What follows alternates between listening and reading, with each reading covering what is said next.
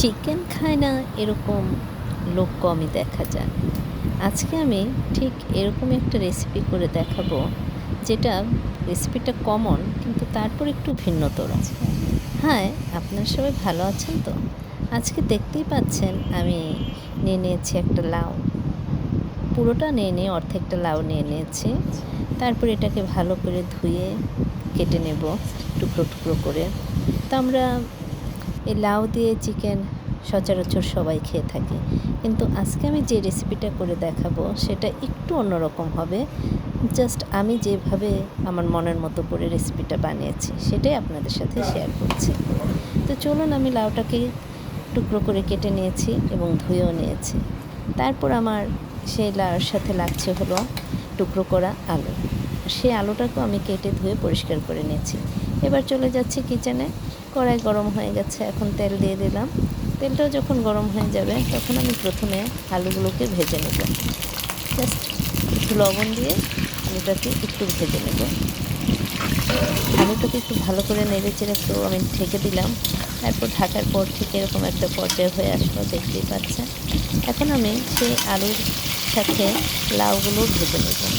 খুব বেশি ভাজবো না, জাস্ট একটু ভেজে আর কি এরকম একটা পর্যায়ে হয়ে আসলে তখন আমি আবার তুলে নেব। একটু লাউয়ের জন্য আমি লবণ দিয়ে দিলাম। তারপর একটু ভালো করে ভেজে নিচ্ছি। তো আমার লাউ আর আলুটা ভাজা হতে আমি সেখানে একটা বাটিতে কিছু পেস্ট গুলিয়ে নিচ্ছি। সেখানে প্রথমে নিয়ে নিয়েছি রসুন বাটা, আদা বাটা, জিরে বাটা, তারপর যে যেমন ঝাল খেতে চান মরিচ গুঁড়ো, ধনে গুঁড়ো আর স্বাদ ও পরিমাণ মতো লবণ। আমি আজকে রান্নাটাতে কোনো প্রকার হলুদ ব্যবহার করব না। তো পেস্টটাকে একটু জল দিয়ে আমি গুলিয়ে রেখে দিচ্ছি কিছুক্ষণের জন্য। এদিকে আমার আলু আর লাউটা ভাজা হয়ে গেছে। এখন জাস্ট আমি এটাকে তুলে রেখে দেব। তা আমার যখন আলু আর লাউটা তোলা হয়ে গেল, ঠিক আমি সেই তেলেই আমি বাকি রান্নাটা করে ফেলবো আর একটু তেল এড করে। তো আমার প্রথমে আমি দিয়ে দিলাম সেই তেলে দুটো তেজপাতা, তারপর দিয়ে দিলে পেঁয়াজ কুচি। পেঁয়াজ কুচি আর তেজপাতাটা দেওয়ার পর আমি একটু ভালো করে পেঁয়াজটাকে ভেজে নিচ্ছি। একদম ব্রাউন কালার করে ভাজবো না, জাস্ট এরকম একটা পর্যায়ে আসলে ঠিক এই সময় আমি দিয়ে দেব সেই গুলে রেখে দিয়েছিলাম পেস্ট, মশলার পেস্টটা দিয়ে দিলাম। দিয়ে আমি আবার একটু ভালো করে মশলাটাকে কষিয়ে নেব। যে কোনো রান্না মানে মশলাটা যদি ভালো করে কষানো হয়ে থাকে তাহলে রান্নার টেস্টটা খুবই ভালো লাগে। আমি মশলা দেওয়ার যে বাটিটা ছিল সেই বাটিতে জলটা দিয়ে দিচ্ছি। সেই বাটিতে আমি আবার একটু টক দই গুলিয়ে নিচ্ছি। ঘরে বানানো টক দই ছিল, সেটা একটু পাতলা হয়ে গিয়েছিল। তাই যাই হোক, আমি সে টক দইটাকে দিয়ে দিচ্ছি। দিয়ে ভালো করে আবার মশলাটাকে কষিয়ে নিচ্ছি।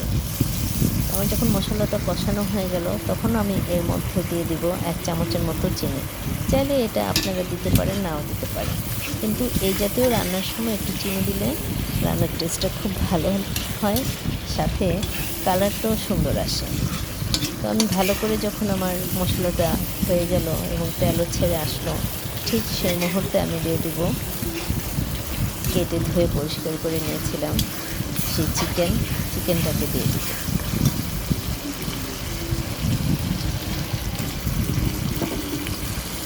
তো আমার চিকেনটা দেওয়া হয়ে গেল। তো এখন আমি খুব ভালো করে মশলাগুলোর সাথে চিকেনটাকে খুব ভালো করে মিশিয়ে নিচ্ছি। এখন আমি কোনো প্রকার জল ব্যবহার করিনি। আমি একটু নেড়ে চেড়ে ঢাকা দিয়ে দিয়েছি। দেখুন, চিকেনটার গা থেকে অনেকটা জল বেরিয়ে আসছে এবং কষানো হয়ে গেছে। ঠিক সেই মুহূর্তে আমি ভেজে রাখা আলু আর লাউটা দিয়ে দিচ্ছি। দেওয়ার পর আবার আমি কিছুক্ষণের জন্য কষিয়ে নেব। এখন আমি দিয়ে দেব সেই একটু অন্যরকম ভিন্নতর রান্না বলেছিলাম, সেই দুধ। আমি এই দুধটাকে খুব ভালো করে জাল দিয়ে ঠান্ডা করে নিয়েছি। তারপর আমি সেই মাংসের উপর দিয়ে দিলাম দুধ, আর সাথে দিয়ে দিয়েছি কয়েকটা কাঁচামরিচ। কাঁচামরিচটা দিলে ফ্লেভারটা খুব ভালো আসে, স্মেলটাও সুন্দর হয়। তো আমি দেওয়ার পর ভালো করে বসিয়ে নিলাম আবার। তারপর পরিমাণ মতো জল দিয়ে নিচ্ছি। জলটা আপনারা যে যেমন দিয়ে নিতে পারেন। পাতলা ঝোল খেতে চাইলে একটু বেশি করে দিবেন, আর ঘন হলে কষা কষা হলে তো ওরকম পরিমাণ মতোই দিয়ে নেবেন। এখন আমার ঝোলটা ফুটে উঠেছে, আমি এখন দিয়ে দিয়েছি 1 চামচের মতো ঘরে বানানো গরম মশলা দিয়ে একটু নাড়াচাড়া দিয়ে এটাকে আমি স্টিমে বসিয়ে রাখবো। তারপর আমি পরিবেশনের জন্য তৈরি করে নেব। তো এইভাবে একবার আপনারা লাউ চিকেন মানে দুধ দিয়ে লাউ চিকেন খেয়ে দেখবেন এবং খেয়ে বলবেন কেমন লাগে। তাহলে আমি বুঝতে পারবো যে না, আমার রেসিপিগুলো কেমন হয়। তো সবাই ভালো থাকবেন, সুস্থ থাকবেন। আর ফেসবুক কিংবা আমার পেজ থেকে যদি এই রান্নাটা দেখে থাকেন, তাহলে সবার মাঝে ছড়িয়ে দেওয়ার জন্য লাইক কমেন্ট শেয়ার করে দেবেন। আর ইউটিউব চ্যানেল থেকে দেখে থাকলে সাবস্ক্রাইব করে দেবেন। ওকে, বাই। সবাই ভালো থাকবেন, সুস্থ থাকবেন, যে যেখানে থাকবেন নিজের প্রতি খেয়াল রাখবেন।